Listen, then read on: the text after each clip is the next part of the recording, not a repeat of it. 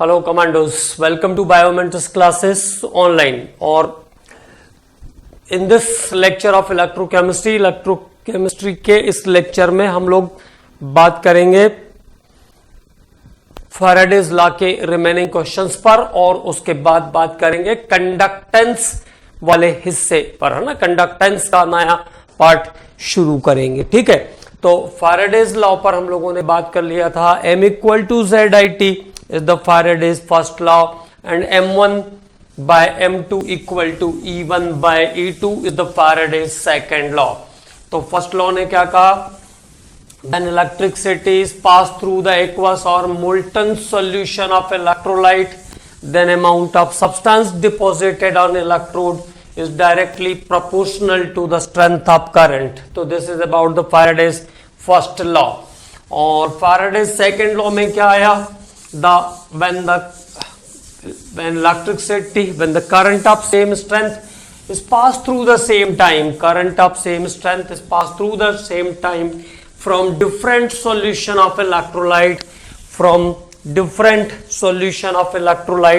is directly proportional to the strength of current। ठीक है। समान प्रबलता की धारा समान समय तक जब भिन्न भिन्न विद्युत अपघट्यों के विलयन से प्रवाहित की जाती है, तब इलेक्ट्रोडों पर जमा होने वाली पदार्थ की मात्राएं पदार्थों के तुल्यांकी भारों के समानुपाती होती है। तो this is the Faraday's second law of electrolysis. और फिर हमने इस पे बहुत सारे क्वेश्चंस भी करके देखे फैराडेज फर्स्ट लॉ और फैराडेज सेकेंड लॉ के ऊपर, है ना। एक और क्वेश्चन करते हैं फैराडेज लॉ के ऊपर। How long a current of how long a current of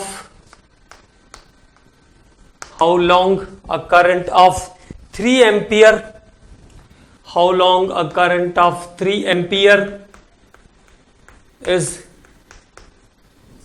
passed through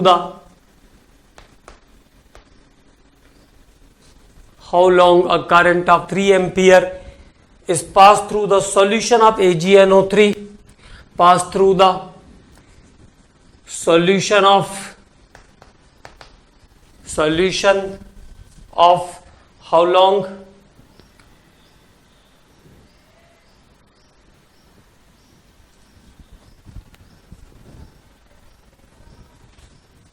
How long a current of 3 ampere is passed through the solution of AgNO3, solution of AgNO3 to coat a metal surface, to coat a metal surface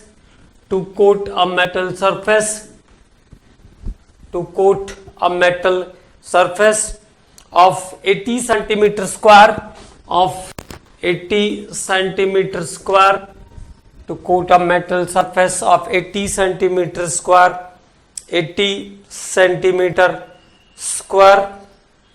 with 0.005 mm of thickness, with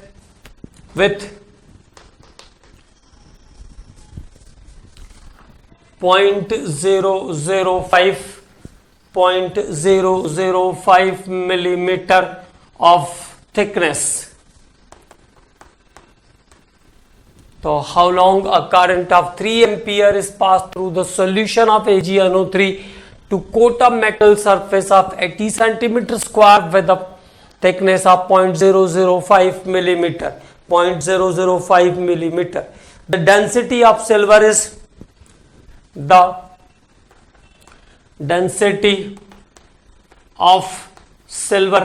is और silver की जो density है, the density of silver is 10.5 ग्राम पर centimetre cube, 10.5 ग्राम पर centimetre cube, ये silver का density है। तो सबसे पहला काम हम ये कर लेते हैं, टाइम निकालना है हमें, कितना टाइम लगेगा इस काम को करने में, इस प्रोसेस को डन करने में कितना टाइम लगेगा, ये कैलकुलेट करना है।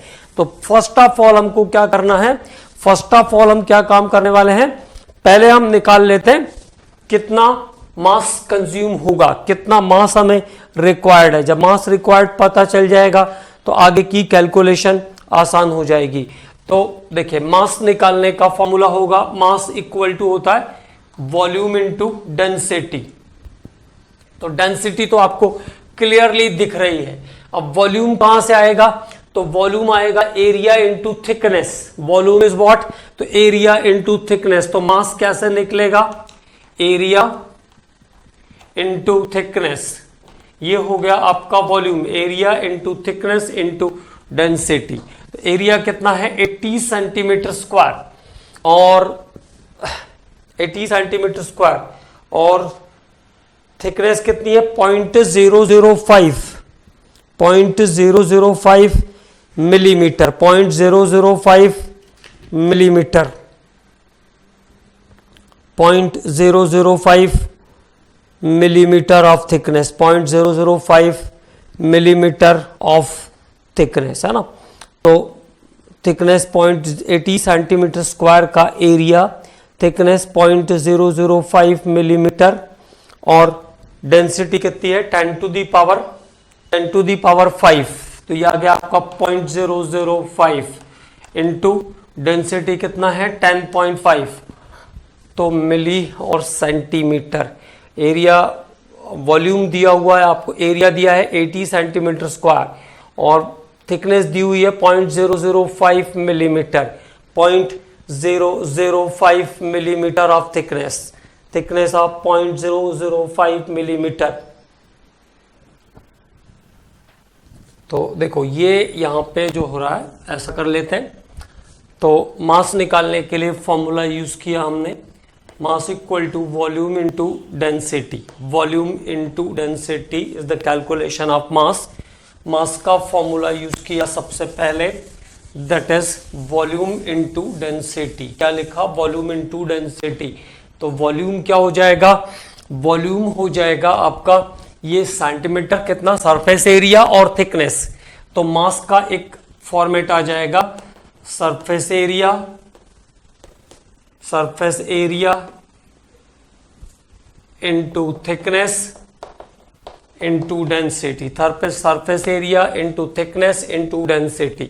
तो मास इक्वल टू हो जाएगा, सरफेस एरिया कितना है 80 सेंटीमीटर स्क्वायर, और आपको जो थिकनेस दी है वो मिलीमीटर में दी है। तो मिलीमीटर में दी है तो उसको सेंटीमीटर में कन्वर्ट कर लीजिए। तो 0.005 मिलीमीटर है, तो सेंटीमीटर में कितनी हो जाएगी 0.0005 सेंटीमीटर हो जाएगी, मतलब 10 से और डिवाइड हो जाएगी, सॉरी। इनटू डेंसिटी कितना गिवन है 10.8, 10.5 गिवन है। डेंसिटी इज गिवन 10.5, डेंसिटी कितना गिवन है 10.5। तो यहां से मास कैलकुलेट होके आ जाएगा। तो मास कैलकुलेट होके जो आएगा वो है 0.42 gram. This is 0.42 gram. Total mass कितना आ गया 0.42 ग्राम, मतलब जो मास डिपॉजिट हो रहा है वो कितना है 0.42 ग्राम है। ठीक, तो यहां तक बात क्लियर हो गई। अभी किसका 3 एम्पियर का काम पड़ेगा बस, बाकी तो सब कुछ हम लोगों ने नोट कर लिया है। तो मास कितना डिपॉजिट हो गया 0.42 ग्राम। टोटल मास जो डिपॉजिट हुआ वो है 0.42 ग्राम। अब आगे कैसे निकालेंगे, कैसे कैलकुलेट करेंगे, तो 108 ग्राम कूलम्स निकालना है। 108 ग्राम सिल्वर डिपॉजिट करने के लिए 108 gram silver 108 gram, 108 gram silver is deposited by 108 gram silver is deposited by 96500 coulombs charge, 96500 coulombs charge। तो 108 ग्राम सिल्वर को डिपॉजिट करने के लिए कितना जरूरत है 96500 coulombs चार्ज की जरूरत है, और आपके पास कितना मास है ओनली 0.42 ग्राम। तो फॉर 0.42 ग्राम, तो 0.42 ग्राम निकालने के लिए कितने कूलम्स की जरूरत पड़ेगी, तो ये हो गया 0.42 इंटू 96500 बाय 108। तो इतने कूलम्स आपको कुल रिक्वायर्ड होंगे। ठीक है। और ये जो कूलम्स आने वाले हैं ये 300 समथिंग के ऑर्डर में आ जाएंगे। तो this is the required coulomb is 375.27 375.27 Coulomb's. Okay, तो रिक्वायर्ड कूलम्स कितने चाहिए? 375.27 कूलम्स अगर चार्ज होगा तो 0.42 gram of mass of silver को वो क्या करेगा? इलेक्ट्रोप्लेट कर देगा, है ना। थिकनेस बना देगा 0.005 मिलीमीटर की या 0.0005 सेंटीमीटर की।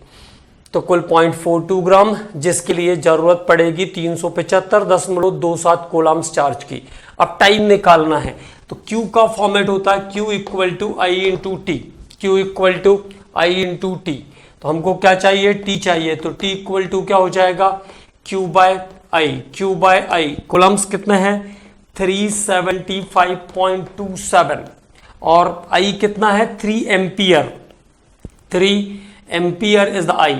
तो यह आ जाएगा आपका 125.9 के आसपास आंसर आ जाएगा। 125.09 क्योंकि पॉइंटर में है, ठीक। तो लगभग 125 सेकंड का समय लगेगा इस प्रोसेस को कंप्लीट करने का। तो टोटल टाइम कितना लग जाएगा? 125 seconds. The time taken to complete the reaction is 125 seconds. Okay, और अब अगले हिस्से में हम लोग फैराडेज लॉ के बाद बात करेंगे कंडक्टेंस के बारे में, अबाउट कंडक्टेंस। तो फैराडेज लॉ और उस पर रिलेटेड प्रॉब्लम्स करने के बाद अब अगले टॉपिक पर हम बात करेंगे and that topic is related with the conductance. तो कंडक्टेंस दो टाइप का होगा। एक तो मेटल की कंडक्टिविटी, जैसे आपने घर में कॉपर वायर जोड़ के रखा है, एल्यूमिनियम वायर को जोड़ के रखा है, तो वहां पर जो कंडक्टिविटी है जिससे हम इलेक्ट्रिसिटी अपने डेली लाइफ के लिए ले रहे हैं वो है मेटालिक कंडक्टिविटी। और सेल के अंदर की जो कंडक्टिविटी होती है, सेल के इनसाइड जो कंडक्टिविटी होती है उसको हम कहते हैं इलेक्ट्रोलाइटिक कंडक्टिविटी। तो there is two type of conductivity. तो कंडक्टिविटी दो हिस्से में डिवाइड हो जाएगी। Number 1 metallic conductance, metallic conductance, metallic conductance, और दूसरा इलेक्ट्रोलाइटिक कंडक्टेंस, इलेक्ट्रोलाइटिक कंडक्टेंस। तो कंडक्टेंस दो टाइप का होगा, that is metallic conductance and electrolytic conductance. तो कंडक्टिविटी कुल दो पार्ट में डिवाइड हो जाएगी, that is metallic conductivity and electrolytic conductivity. Metallic conductance and electrolytic conductance. तो अब सबसे पहले हम लोग बात करते हैं मेटालिक कंडक्टेंस के बारे में। नॉर्मली मैंने आपको बताया कि जो कंडक्टेंस हम मेटल वायर जो डेली इलेक्ट्रिसिटी यूज के लिए हम ले रहे हैं वो मेटालिक कंडक्टेंस से आने वाली है, और जो सेल से इलेक्ट्रिसिटी हम लेते हैं वो है इलेक्ट्रोलाइटिक कंडक्टिविटी। तो मेटालिक कंडक्टेंस पे बात करेंगे। Conduct electricity without the decomposition of the metal. पहली बात, conduct electricity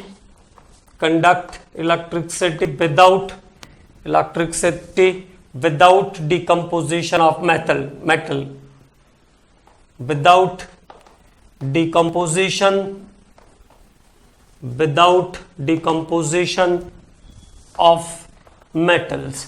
conduct electricity without decomposition of metals मतलब जो धातु को विघटित किए हुए बिना डिकम्पोजिशन के, जैसे NaCl से आपको कंडक्टिविटी लेनी है तो आपको क्या करना पड़ेगा, या तो उसके मोल्टन सॉल्यूशन पर आपको बात करनी पड़ेगी या तो फिर आपको उसको पानी में डाल करके घोलना पड़ेगा। तो एक्वस और मोल्टन सॉल्यूशन मतलब NaCl क्या हो जाएगा, Na और Cl आयन में डिकम्पोज हो जाएगा। In this process NaCl is decomposed into Na plus and Cl minus ion। तो जितना भी इलेक्ट्रोलाइटिक कंडक्टिविटी है उसमें मटेरियल, उसमें जो सब्सटेंस है वो क्या होता है, डिकम्पोज हो जाता है, जबकि मेटालिक कंडक्टिविटी के अंदर conduct electricity without decomposition of metal, without decomposition of metal. एक बार आपने वायर लगा दिया तो आपको फिर दोबारा कभी कुछ करने की जरूरत नहीं होती। अगर वो अब ना टूट जाए, कट जाए, वो एक अलग बात है, अदरवाइज दोबारा से नया वायर लगाने की जरूरत नहीं पड़ती है। तो conduct electricity without decomposition of metal और सब्सटेंस। और इलेक्ट्रोलाइटिक कंडक्टेंस में आपको क्या ध्यान रखना है, conduct electricity with decomposition of substance, conduct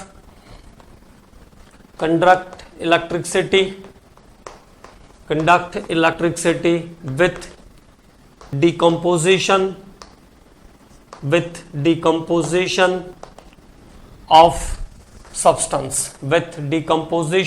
of substance, ये इलेक्ट्रिसिटी कंडक्ट करने के लिए इलेक्ट्रोलाइटिक में सब्सटेंस का डिकम्पोजिशन होगा।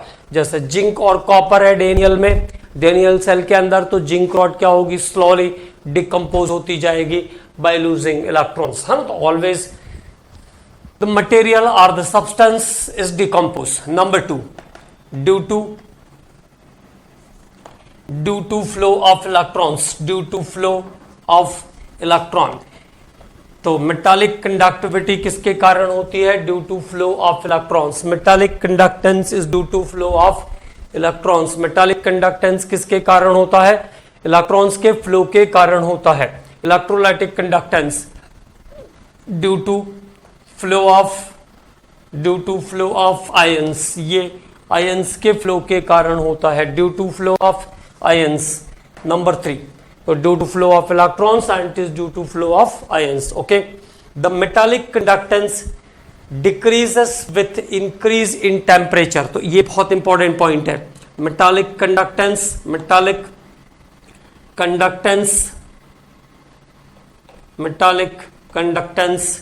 decreases with increase in temperature, अगर टेम्परेचर बढ़ाओगे तो मेटल की कंडक्टिविटी कम हो जाएगी।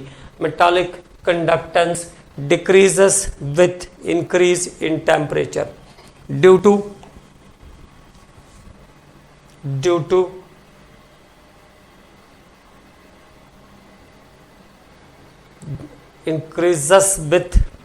decreases with increase in temperature due to vibration of kernels, due to vibration of kernels which produce resistance to movement in electron, which produce resistance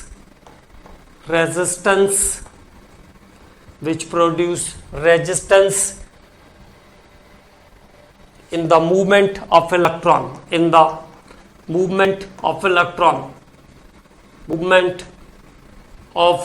electron, okay, which produce resistance in the movement of electron। तो जितना भी metallic conductivity है वो temperature बढ़ाने पर कम हो जाती है, क्योंकि टेम्परेचर बढ़ाने पर कर्नेल्स का वाइब्रेशन, कर्नेल्स कहते हैं पॉजिटिव चार्ज को, इलेक्ट्रॉन निकलने के बाद जो पॉजिटिव चार्ज मेटल आयन बचता है उसको कहते हैं कर्नेल्स। बैलेंस इलेक्ट्रॉन निकलने के बाद जितना अंदर का हिस्सा है वो कर्नेल्स। तो कर्नेल्स का वाइब्रेशन, टेम्परेचर बढ़ाने पर कर्नेल्स का वाइब्रेशन बढ़ जाता है, टेम्परेचर बढ़ाने पर कर्नेल्स का वाइब्रेशन बढ़ जाता है, और कर्नेल्स के वाइब्रेशन को बढ़ने के कारण इलेक्ट्रॉन का जो पैसेज है उसमें रेजिस्टेंस प्रोड्यूस होता है, रेजिस्टेंस बढ़ जाएगा इसका मतलब, और रेजिस्टेंस बढ़ेगा तो कंडक्टिविटी कम हो जाएगी। तो क्या क्या चीजें ध्यान रखना है, metallic conductance decreases with increase in temperature, temperature बढ़ाने पर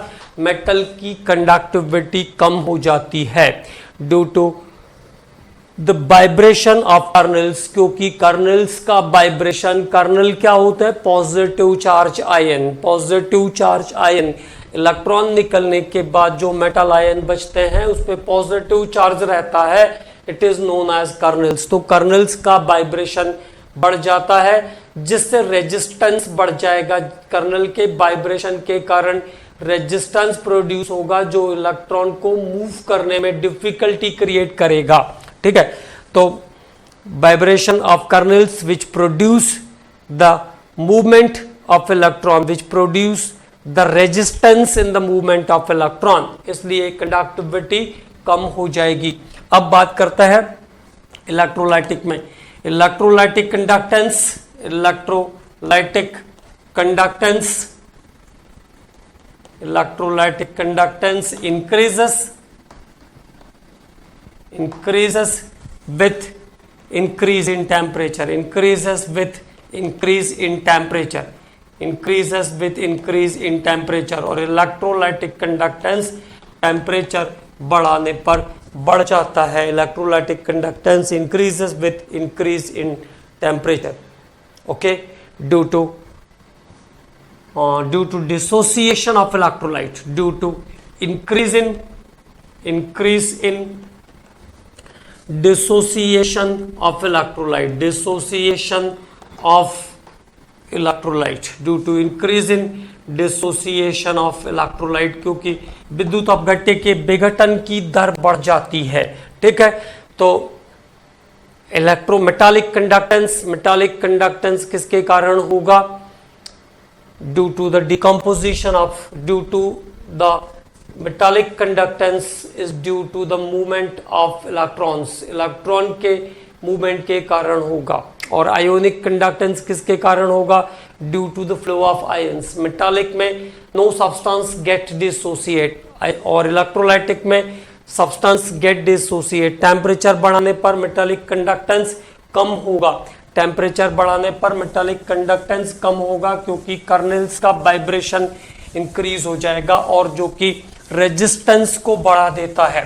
ठीक है, और इलेक्ट्रोलाइटिक कंडक्टेंस टेम्परेचर बढ़ाने पर बढ़ेगा क्योंकि टेम्परेचर बढ़ाने पर मटेरियल या सब्सटेंस के डिसोसिएशन का रेट बढ़ जाता है, सब्सटेंस के डिसोसिएशन का रेट बढ़ जाता है, इसलिए इलेक्ट्रोलाइटिक कंडक्टेंस टेम्परेचर बढ़ाने पर बढ़ जाएगा। ओके, इसके बाद मेटालिक कंडक्टेंस जो होता है, शार्प कंडक्टिविटी है, ये शार्प कंडक्टिविटी, शार्प कंडक्टिविटी तीक्ष्ण या तीव्र होती है, शार्प कंडक्टिविटी। और यहां पे आ जाएगा लो कंडक्टिविटी, लो कंडक्टिविटी, लो कंडक्टिविटी। और इलेक्ट्रोलाइटिक कंडक्टिविटी जो होती है वो बहुत कम होती है ना, उसकी जो इंटेंसिटी होती है वो बहुत कम होती है। जैसे आपने अगर कभी किसी मेटल, कभी किसी सर्किट को टच करके देखिए तो इलेक्ट्रोलाइटिक वाला जो आपका मेटालिक कंडक्टेंस है वो बहुत तेजी का झटका लगाता है। ठीक है, तो ये, और जबकि सेल वगैरह को हम लोग आराम से टच कर लेते हैं, कोई ज़्यादा दिक्कत नहीं है। ठीक है, तो इंटेंसिटी का भी फर्क रहता है, मेटालिक कंडक्टेंस जो है वो शार्प होता है और इलेक्ट्रोलाइटिक कंडक्टेंस जो होता है वो लो होता है। तो this is the difference between metallic and electrolytic conductance. ठीक है, अब बात करते हैं नेक्स्ट टॉपिक पर, and the next topic is Ohm's law. तो ओम्स लॉ जैसा आपने बचपन से पढ़ा है वैसा का वैसा ही रहेगा, कोई चेंज इसमें नहीं है ना। V is proportional to I, V is proportional to I और V equal to IR, V is proportional to I और V इक्वल टू IR। अगर ये मेटल का वायर होता तो दो एंड्स पर जितना भी पोटेंशियल डिफरेंस होगा उसके डायरेक्टली प्रोपोर्शनल होगा फ्लो ऑफ इलेक्ट्रिसिटी। तो flow of electricity is directly proportional to the potential difference between two ends of metal wire, between two ends of metal wire. लेकिन केमिस्ट्री की बात हो रही है तो यहां पे देखो कैसे कहेंगे, when the physical condition, when the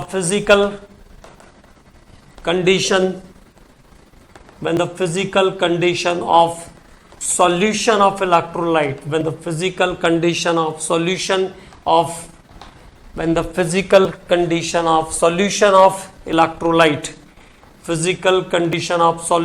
electrolyte is constant, यदि विद्युत अपघट्य के विलयन की भौतिक अवस्थाएं स्थिर हो, physical condition of solution of electrolyte is constant, then current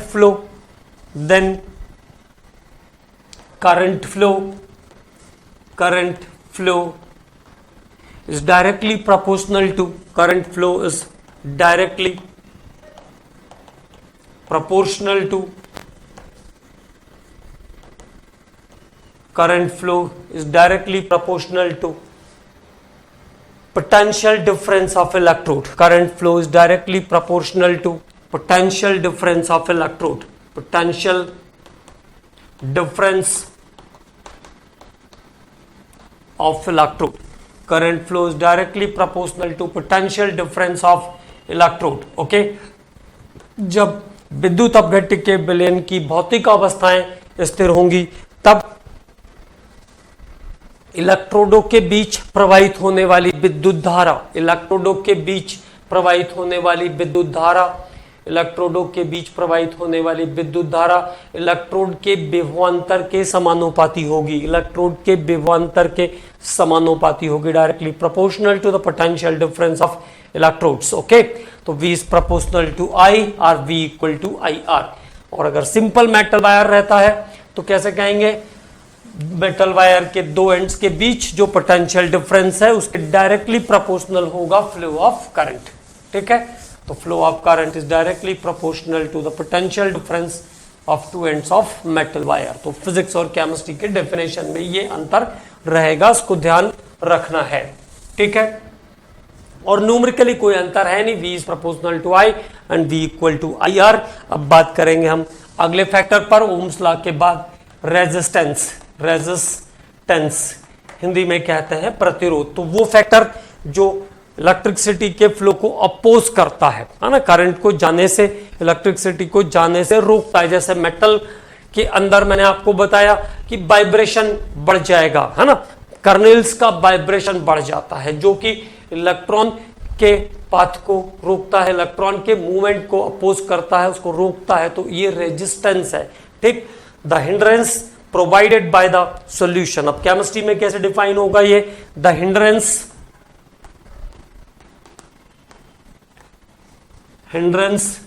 provided by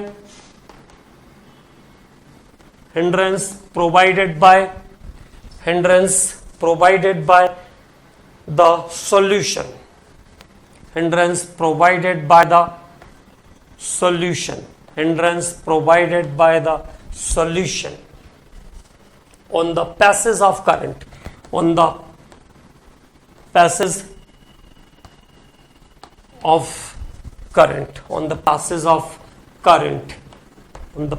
of current is called resistance, is called resistance. Okay, तो वह कारक जो विलयन में धारा के प्रवाह का विरोध करता है, the hindrance provided by the solution. ठीक है, on the passage of current. तो वह कारक जो विद्युत अपघट्य के विलयन में धारा के प्रवाह का विरोध करता है, प्रतिरोध कहलाता है.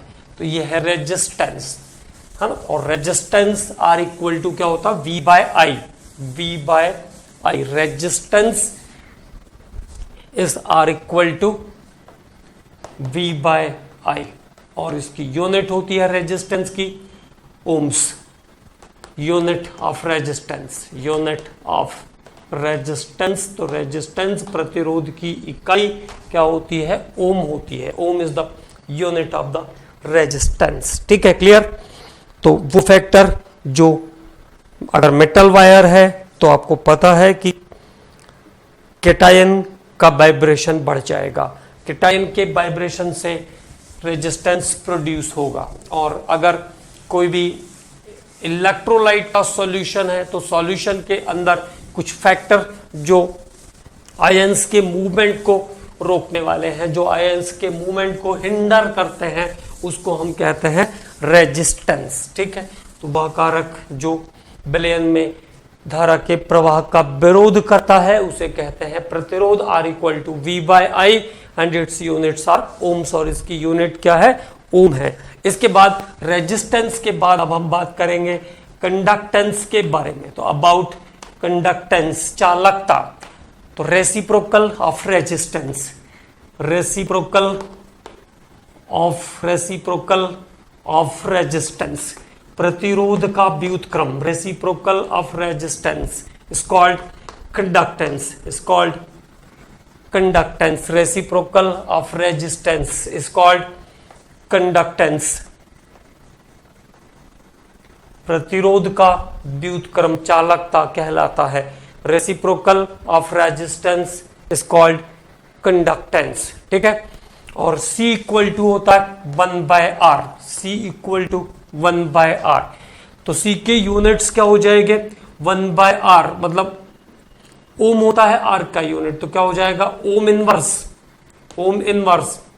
It is also express like this, इसको ऐसा भी लिख देते हैं, टर्म्स को पलट देंगे, MHO। और एक यूनिट इसकी और भी है, साइमन्स।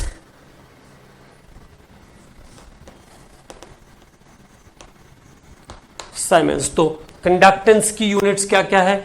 ओम इनवर्स, और कैसे लिखते हैं इसको? मोह भी लिखते हैं और इसको साइमन्स भी लिखते हैं। तो these are the 3 units of the conductance. ये चालकता की 3 इकाइयां हैं, ये कंडक्टेंस की 3 यूनिट्स हैं, different units of conductance. Okay. तो conductance is what?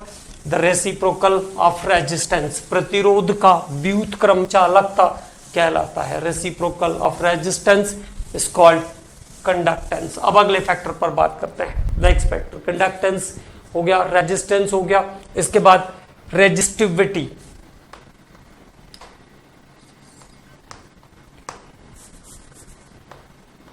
Resistivity,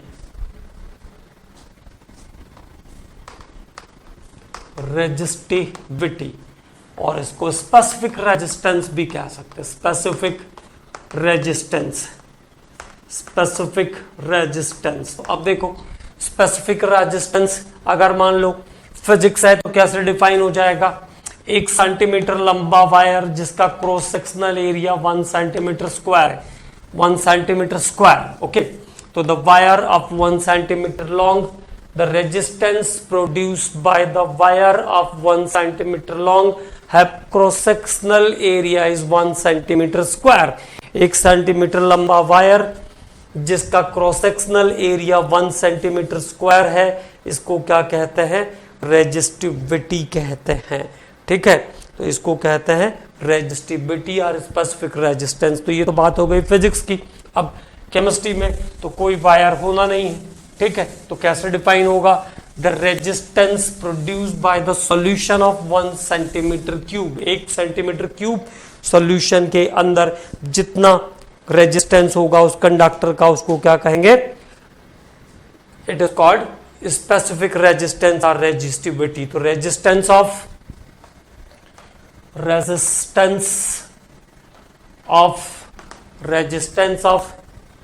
1 centimetre cube of conductor, 1 centimetre cube of conductor,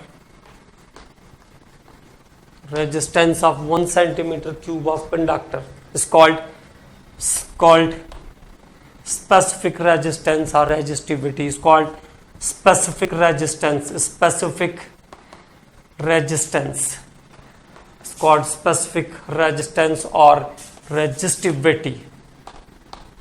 It's called specific resistance or resistivity. और अगर R को आप देखोगे, रेजिस्टेंस की अगर हम बात करते हैं तो resistance is directly proportional to L by A। Resistance is directly proportional to length by area, length of wire by area of wire, है ना। और it is also R equal to rho L by A, rho L by A। तो ये हो जाएगा R equal to rho L by A। और रो यहाँ पे स्पेसिफिक रेजिस्टेंस है, तो जब रो को हम बाहर निकालेंगे तो रो इक्वल टू क्या हो जाएगा? R A by L, R A by L, R A by L. तो rho equal to what? R A by L. Okay. तो नाउ इट्स यूनिट, रो की यूनिट क्या क्या आ जाएगी? आर की यूनिट आ गई ओम एरिया है तो दिस इज सेंटीमीटर स्क्वायर और मीटर स्क्वायर। एरिया को आप सेंटीमीटर स्क्वायर या मीटर स्क्वायर में ले सकते हो। एरिया इज सेंटीमीटर स्क्वायर और मीटर स्क्वायर, और एल में भी सेंटीमीटर और मीटर। एल जो है डिस्टेंस, उसको आप कैसे ले सकते हो, मीटर या सेंटीमीटर में ले सकते हो। तो सेंटीमीटर में लिया तो सेंटीमीटर से सेंटीमीटर कैंसिल हो जाएगा, तो रो मतलब स्पेसिफिक रेजिस्टेंस और रेजिस्टिविटी की यूनिट क्या आ जाएगी, ओम इंटू सेंटीमीटर और ohm into metre, ohm into centimetre और ओम इंटू मीटर। और 1 ohm into metre, 1 ohm into metre equal to होता है 1 ohm into metre equal to होता है 100 ohm centimetre, 100 ohm centimetre, 100 ohm centimetre. 1 ohm metre equal to 100 ohm centimetre, 100 ohm centimetre. तो ये बात भी आपको यहां से ध्यान में रखना है, ठीक। तो this is about the specific resistance और रेजिस्टिविटी। तो किसी भी कंडक्टर के 1 सेंटीमीटर क्यूब के अंदर जितना भी रेजिस्टेंस प्रोड्यूस होगा, it is it's specific resistance और रेजिस्टिविटी। तो resistance produced by solution of conductor of 1 centimetre cube, 1 घन सेंटीमीटर विद्युत अपघट्य के विलयन के द्वारा प्रस्तुत किया गया प्रतिरोध, उत्पन्न प्रतिरोध क्या कहलाता है, विशिष्ट प्रतिरोधकता कहलाता है, विशिष्ट प्रतिरोध कहलाता है, ठीक है। अब नेक्स्ट टॉपिक पे बात करते हैं, दैट इज स्पेसिफिक कंडक्टेंस।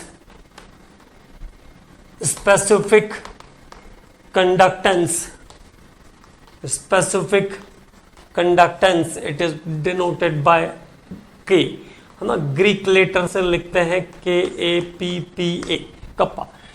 के जैसा ही रहता है, कोई टेंशन लेने की जरूरत नहीं है।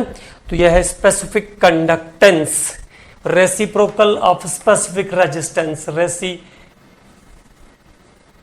रेसिप्रोकल ऑफ स्पेसिफिक रेजिस्टेंस, और रेजिस्टिविटी भी कह सकते हो आप, है ना, रेसिप्रोकल ऑफ रेजिस्टिविटी। तो reciprocal of specific resistance is called conductance. Reciprocal of specific resistance is called conductance, or specific conductance, sorry, is called specific conductance. Reciprocal of specific resistance is called specific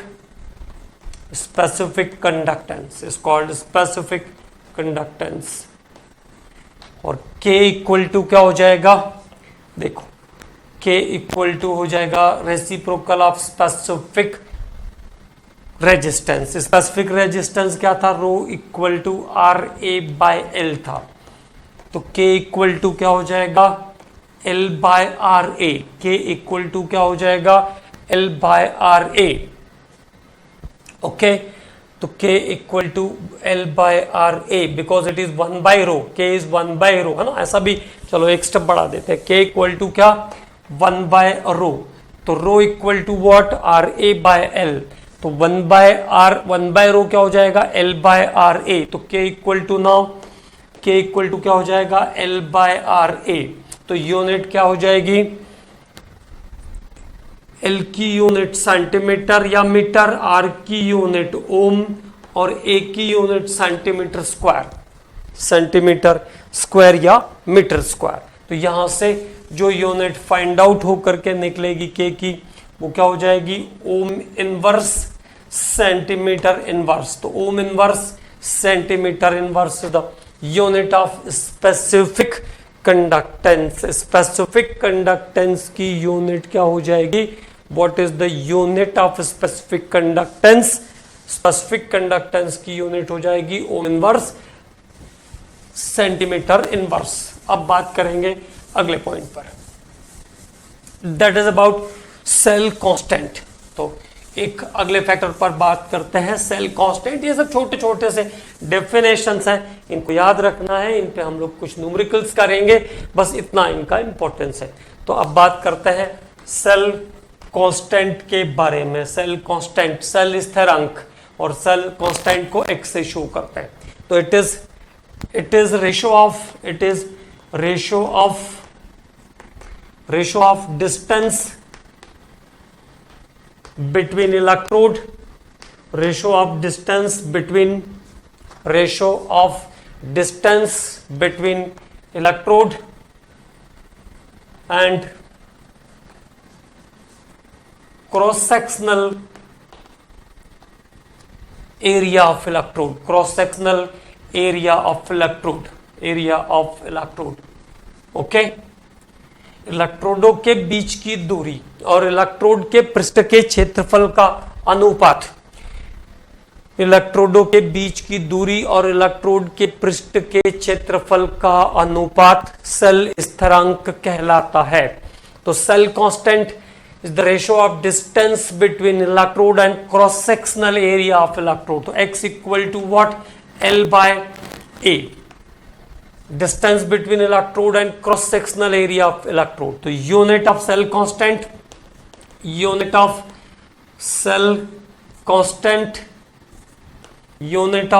constant equal to what?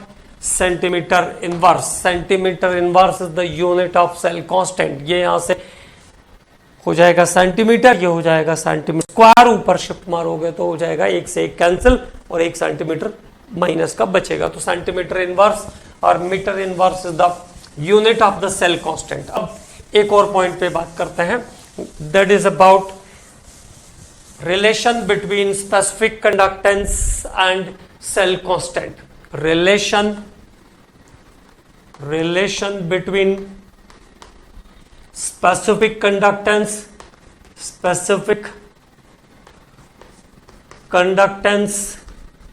and cell constant। Specific conductance and cell constant में क्या relation आएगा? मैंने आपको बताया कि ये छोटे छोटे से डेफिनेशंस हैं जो हमें न्यूमेरिकल्स करते समय हेल्प करने वाले हैं, इतना इनका इंपॉर्टेंट है ना। तो व्हाट इज हियर? तो relation between specific conductance and cell constant. तो के लिए हमने क्या लिखा था? Specific conductance is what? तो स्पेसिफिक कंडक्टेंस इज के equal to L by RA, K equal to L by RA. And what is about the cell constant?